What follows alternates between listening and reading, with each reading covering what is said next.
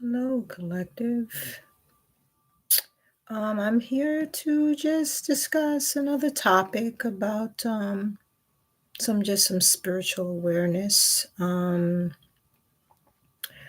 just wanted to talk about some stages of ascension because sometimes people can be going through these things and not being aware of that's what they're going through.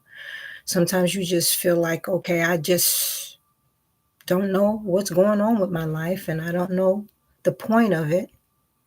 And so I have questions and I'm like, I see what's going on in the world, and I see how certain people are doing fine, it seems, and others are not. And I want to know why is that? God loves everybody.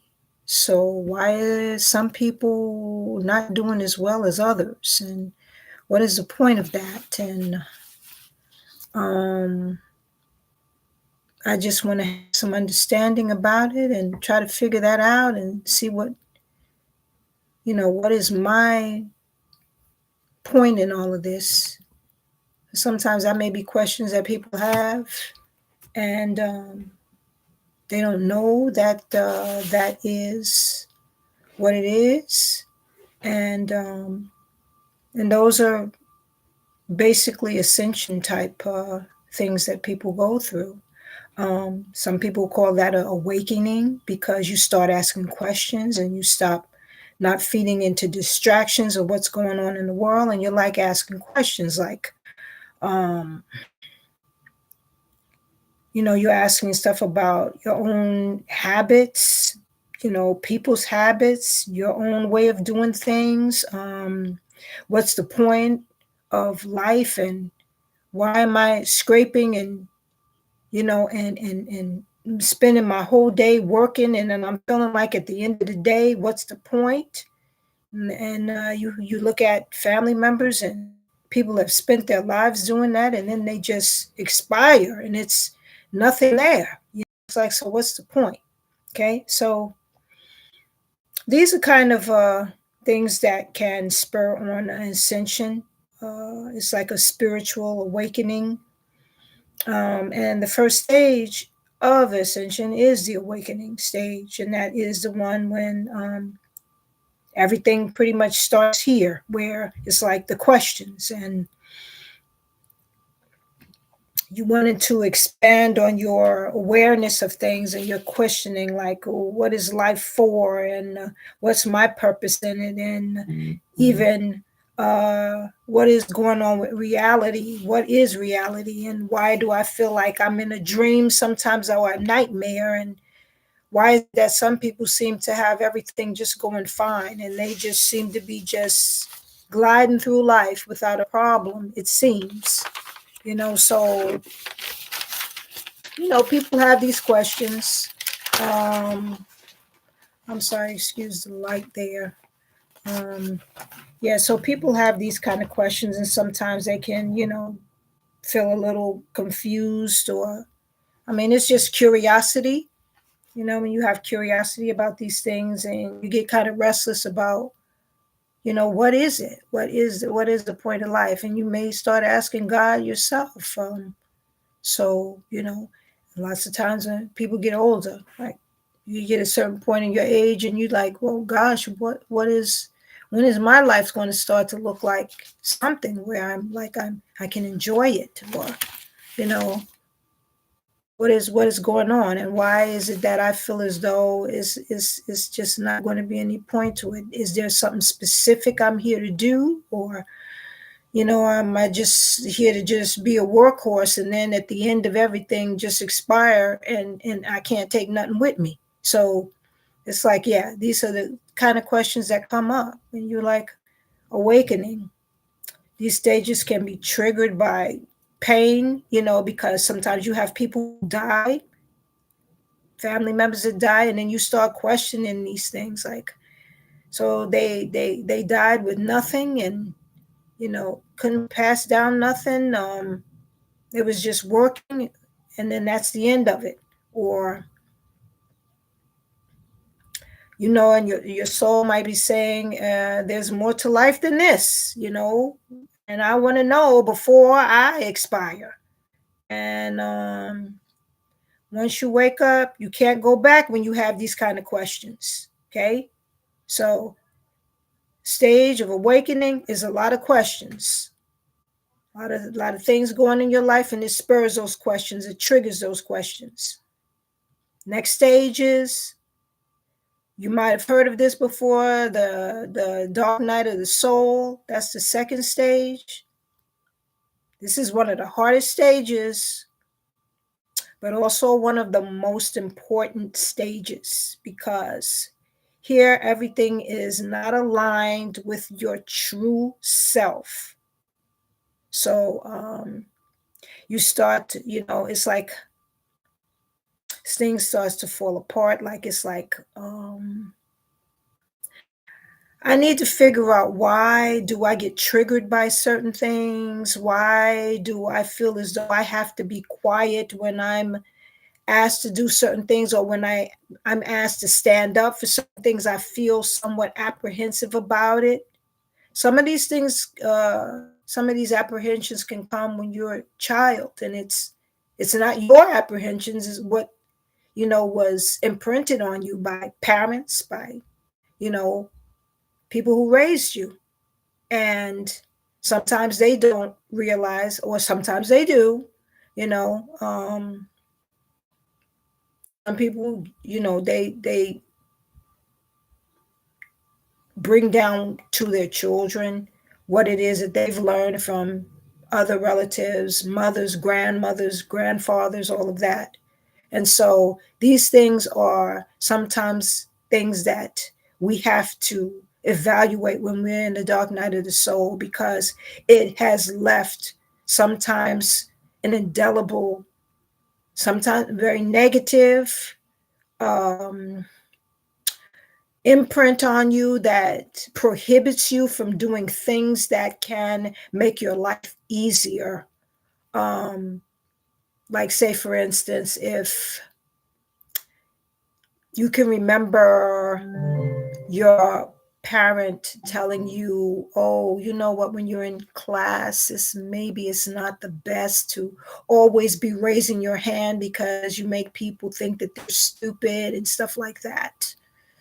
And they don't realize that these things they put an emotional imprint on you too, because then, when you get older, you can be in a company where you have to contribute, and you have other coworkers that you're working with, and you're one that feels very apprehensive anytime somebody asks you a question.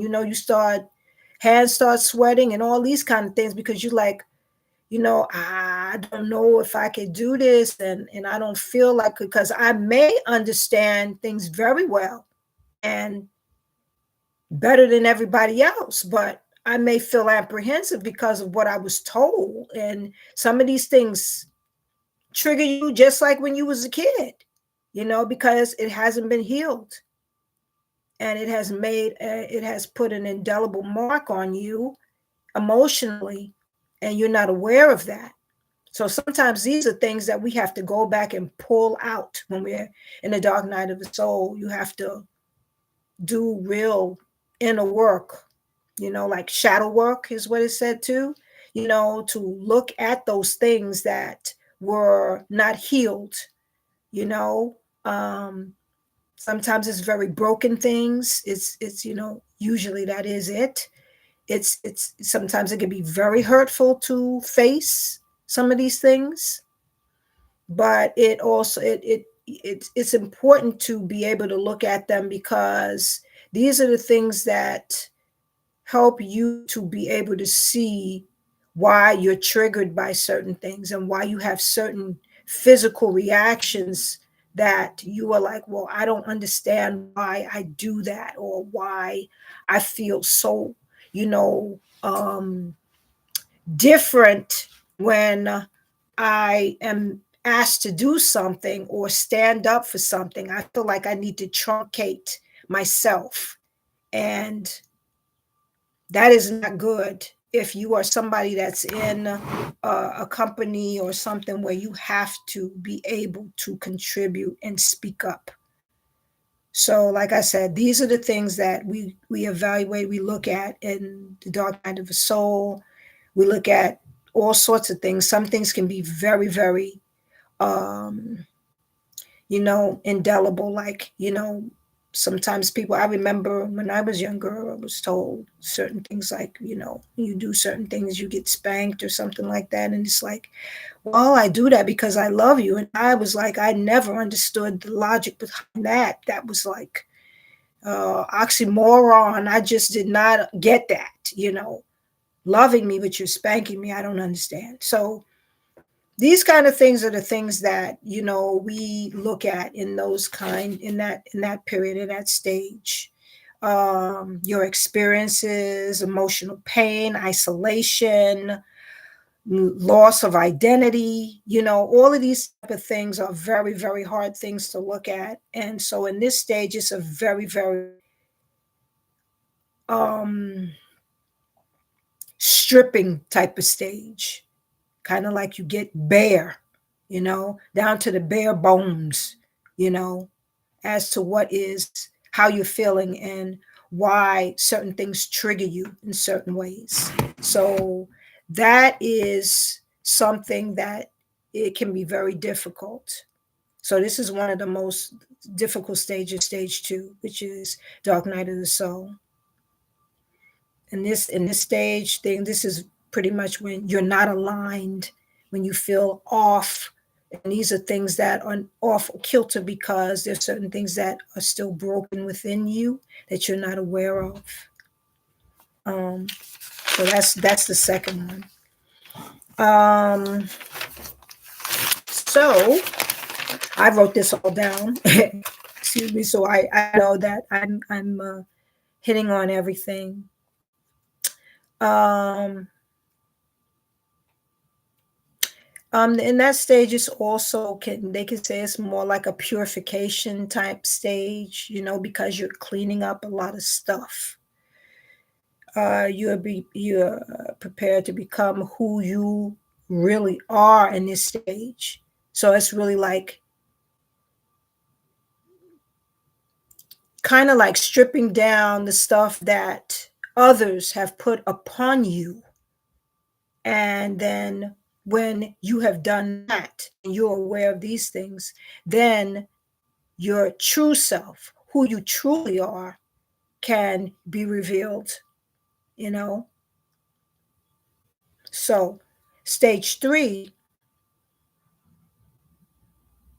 is the letting go and healing, okay? This is where a lot of the work begins in this here, because then this is the stage that you start releasing toxic relationships, healing past traumas, breaking all habits and patterns. You become more aware of your triggers and emotional wounds in stage 3. You start to, start facing more things. That is what you do in this stage. And this is a really one that's heavy work because it's evaluation also. It's still looking at things. Okay, there may be people in your life that you need to get rid of, and sometimes that's not so easy because sometimes, like I said, some of the things that you have been told, sometimes people tell you, oh, give everybody a chance, but not everybody deserves a chance in your life. So sometimes that's very difficult when you want to be everybody's friend, So this could be a stage it's a lot of work. It's sometimes there'll be a lot of guilt involved, but you have to do what you have to do for the salvation of yourself.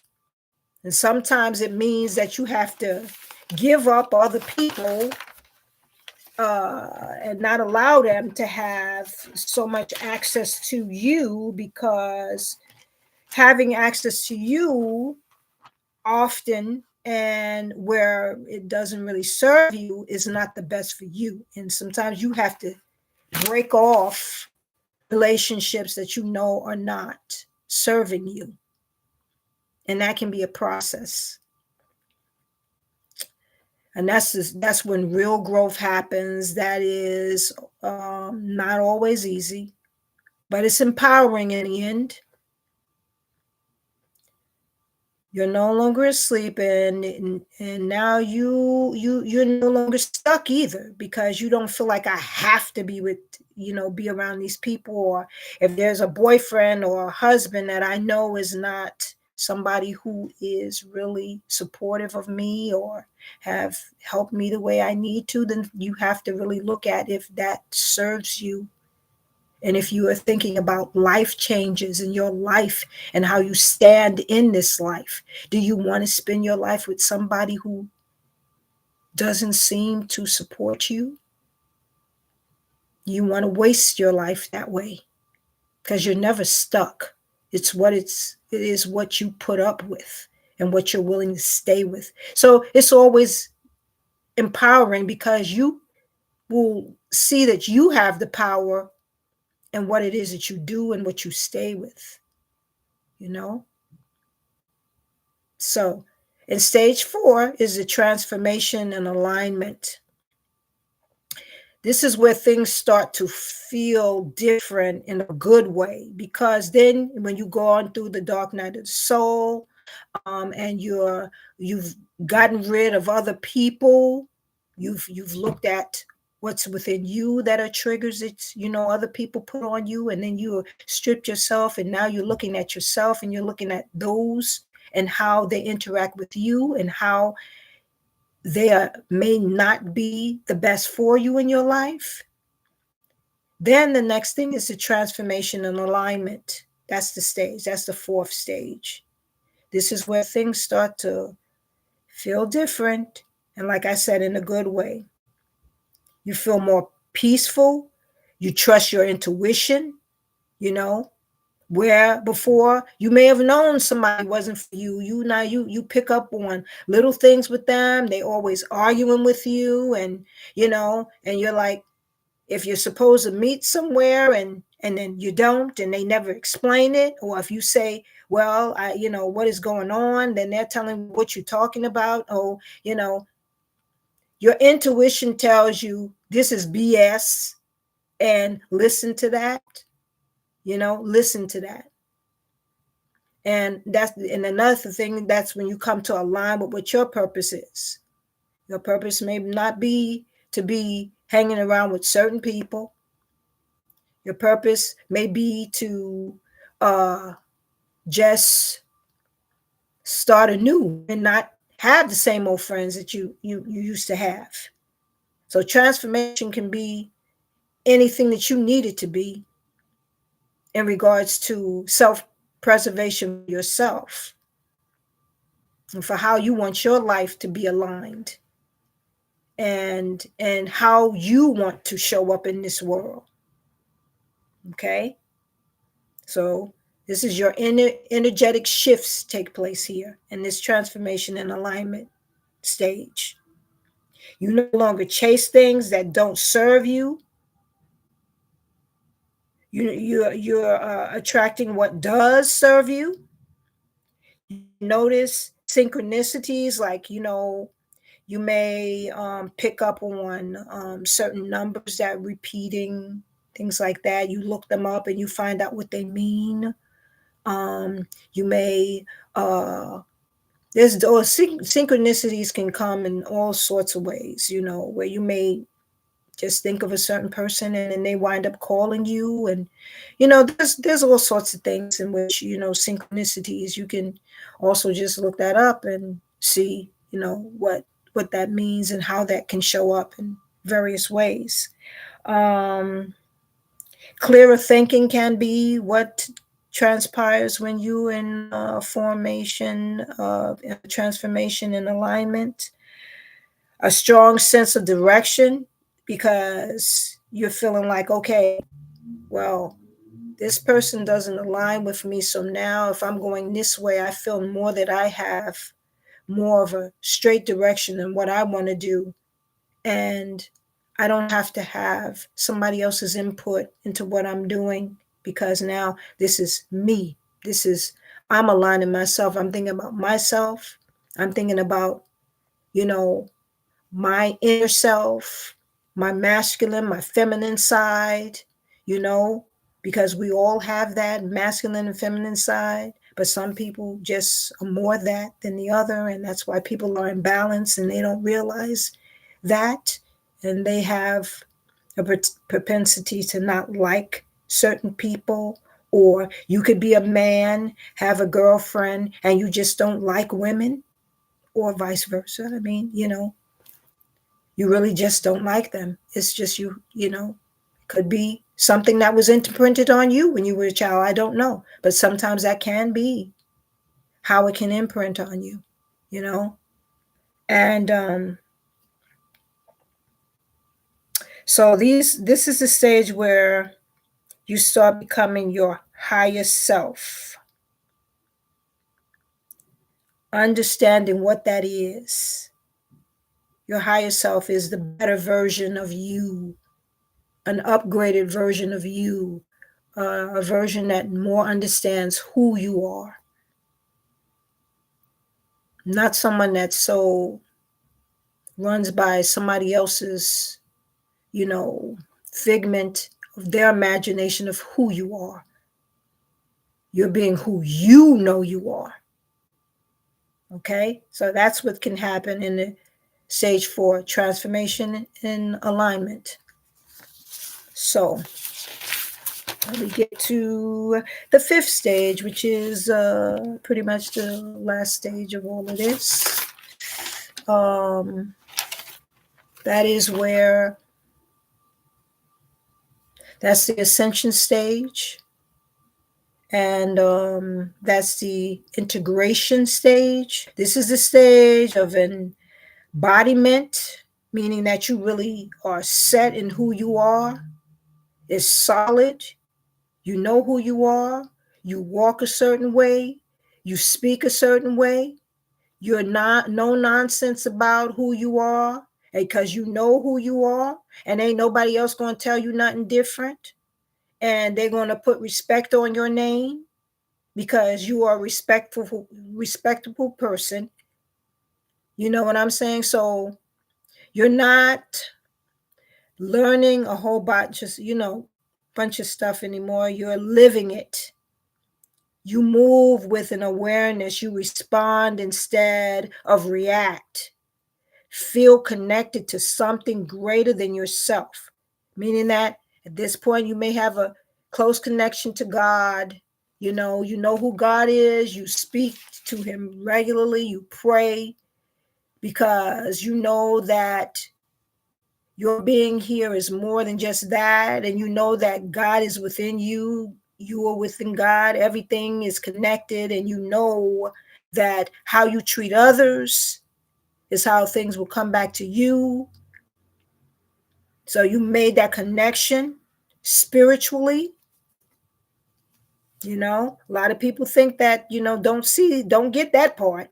They think that, oh, I could go out and do the dirt and nobody will see, and it's never coming back. Nope. That's not the way this universe works. There is a sense of inner peace even with life. Even if life isn't perfect, you have more of a sense of peace because you have more of a sense of peace because you know who you are. And this is very empowering and important to know who you are. Nobody can tell you who you are when you know who you are. Okay? You know that you're not someone who goes about doing the wrong things to people, even that people can say a lot of lies and all sorts of prevarications on you. But in the long run, when people get to know you, the lies are going to come out. All lies will be revealed. All in the dark always comes to light. Always. So people can say a lot of things about you, but once you know who you are, you don't need to answer any questions about who you are. And, You don't have to do that. Just let the lies fall where they may, because eventually they will. And those who are telling them, they're going to fall into their own pit. That's universal as well. So this is what ascension truly looks like, when you are clear with who you are, with the real original who you are, not what people put on you. And you are going through all of these stages. You went through your awakening, you went through your stripping down with it, which was the dark night of the soul. You went through your transformative stage. You went through your ascension stage. You've gone through all of the embodiment stages of your ascension, every single one of them. And you may be able to look at this later and figure out, well, I didn't even know that's what that was, but I guess that's the stage that I'm in right now. And you can look at some of the things that you could probably do to make the other stages easier for yourself. But in order to make you a more clear and concise human being, and knowing who you are and how you contribute to this world, it's good to know who you are, and it's good to know what you will fall for and what you won't fall for. It's good to know for you to be selective of the energy you run around in. Because if you run around with low vibrational people, then eventually that's what your energy is going to be. Low vibration is not the best to be in. It keeps you low. And when you're looking at things that's low, it's never good. Okay? You want to keep your vibration high. You want to be a person that people can trust.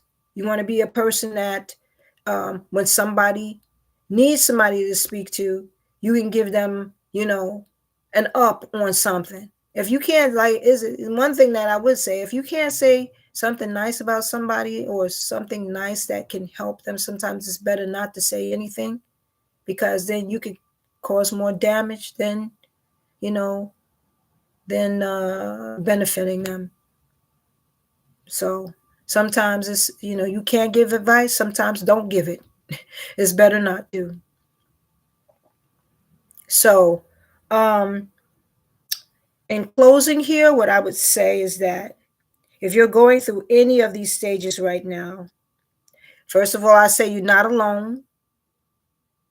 A lot of us who are going through consciousness evaluations and things like that in the conscious community, those of us who know that we're connected to one another, and that, what you put on another group of people is eventually going to go on to others, so sitting complacent and saying, well, that's just one group of people, that's never it's going to always come back around, because we're all connected. We all are. Now, I'm not saying going feeding into the dirt that a lot of people do, because a lot of that is distractions, and it doesn't call for your input into it, because, we all know about this, matrix system that is now imploding. So this is why a lot of distractions are going around, because those who withheld that system up, it's the last throes of the dying situation. And so if you stir up a lot of the negativity and you stay in that, then you can't rise to the higher frequencies, which is the God frequencies, which is the frequencies of a better life, which is the frequencies of not being shackled by people and living a life that's good, living a life that's independent from all of that. Okay? So understand, these distractions are going on for a reason, but it ain't for a good one. So if you want to stay in high vibrations, Don't let that take you down, and don't feed into it. Don't take no sides in it either, because a lot of it is just that, to get you distracted and keep you in the low vibration. And that is what that matrix was set up on. Differences between people, people fighting on over, each other. This person is different. This group is different from me. I think that I'm better than. We're all humans here. You don't do nothing different than nobody else. So who are you? The color don't make no difference. You doing the same thing I do. You go to the toilet the same way. You do everything else the same way. What makes you think, if you come from the same God, what makes you think you any different or any better? God never said that. Look at those who do play that game. And it ain't, that is not in his book. You read Psalms and all of that, and you know the character of God. There are certain that those dark people, those dark in the energy people, those ones who withheld that system up, hey, understand your universe, understand the connections that we have to each other, understand your God, go and read the Psalms, know God's character, understand who he is. So understand that he doesn't discriminate. He made everyone. So if you have a certain persuasion, hey, he's not going to penalize you for it. But when it comes down to hurting people, doing the negative thing to people, he hates that, and that you will always be penalized for that. You will always be warned. You will always be getting mercy. Everybody gets mercy. But when you keep doing it, then there's a time when he says, that's the end of that. And Lord knows you don't want to know what his end is. You do not want to know, because there's always warnings. He is never just put you out without warnings. He gives lots of warnings. So, like I said, in closing, going through any of these stages right now, you're not alone. Most of us are going through them in different, various ways. Every stage has a purpose. Even the painful ones have a purpose. Every stage has a purpose. The painful ones are the ones that really do clear out a lot of the stuff that we don't want to get at, and those are the things that, if you get at them, then when you have children and there are things that were passed down to you, if you don't evaluate that before you have children, you will pass down things to them that will shackle them the same way it did you, and you don't want to do that. So it's good to look at it, evaluate it, fix it, evaluate well, so that you can know what you're doing and when you're doing it, so that you don't do to your children what has been done to you.